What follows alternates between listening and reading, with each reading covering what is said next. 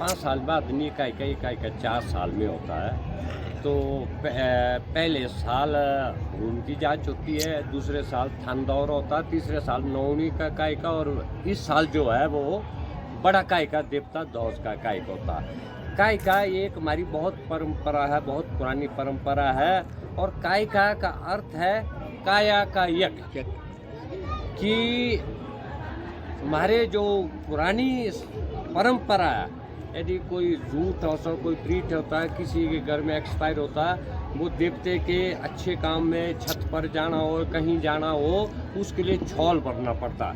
जब छौल भर दिया तो जो नड़ द्वारा जो शेष होते हैं जौ, वो हम उसको वो पूजनीय मानते हैं। जब तक वो हम घर में नहीं रखते हैं पूजनीय, तब तक हम देवते के किसी विशेष कार्य में करते ही नहीं। हम ना छत पर जाते हैं, ना देवता का काम करते हैं, ना कुछ। वो काया का यज्ञ, उससे हमारी काया संतुष्ट हो जाती है और हम देवता के हर काम करने के लिए वचनबद्ध होते हैं और हमारे को वो काम करना पड़ता है। का प्रतिष्ठित व्यक्ति है, क्योंकि नर के ही द्वारा देवता का भी छिद्रा हुआ है।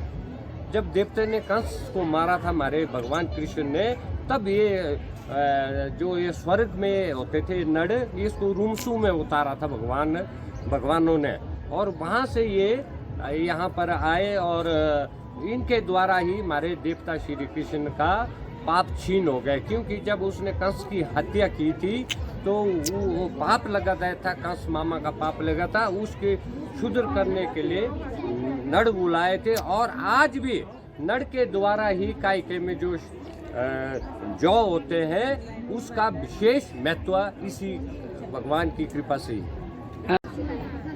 4 देवता शिरकत होते हैं।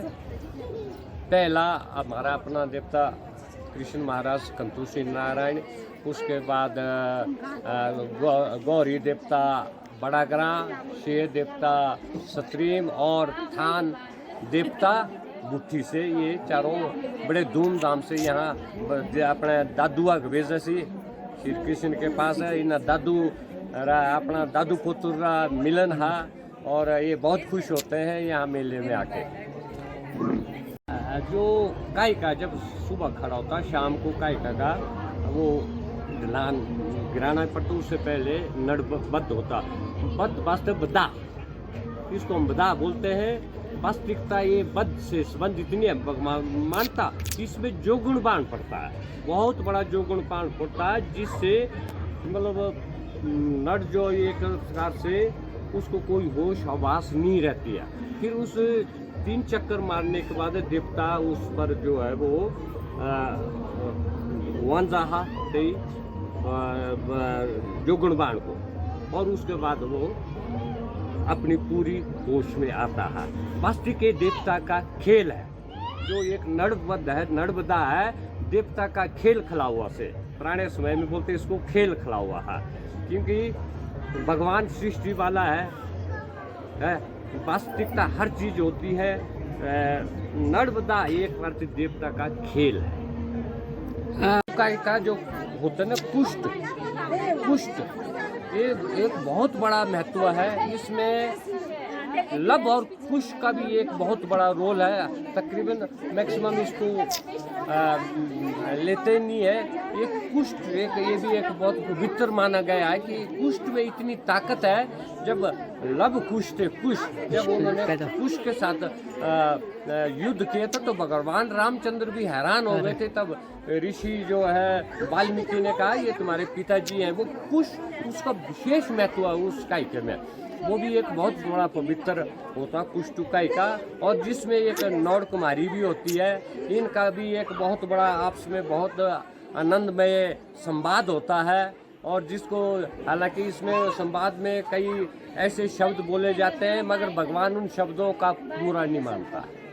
ऐसा हुआ नहीं और ना भविष्य में होगा, एक कहावत रही है बस, और कुछ नहीं है। ऐसा कभी होगा नहीं, ना कभी होगा। हाँ, ऐसा हमारे पूर्वज बोलते हैं कि यदि कोई ऐसी दुर्भाग्यपूर्ण घटना कभी घट जाती है तो जो नौनी होती है उस पर देवता का हर प्रॉपर्टी का, हर रथ का पूरा अधिकार होता है। शाम रात 8 या 9 बजे के बीच में प्रस्थान करते हैं। हमसे जुड़े रहने के लिए हमारे YouTube चैनल को सब्सक्राइब करें और नई वीडियो की नोटिफिकेशन के लिए बेल आइकॉन को दबाएं। अगर आप ये वीडियो Facebook पर देख रहे हैं तो लाइक जरूर करें और ज्यादा से ज्यादा शेयर करें। इसी तरह के और भी अपडेट्स के लिए फॉलो करें हमारा Instagram पेज himachal.ke।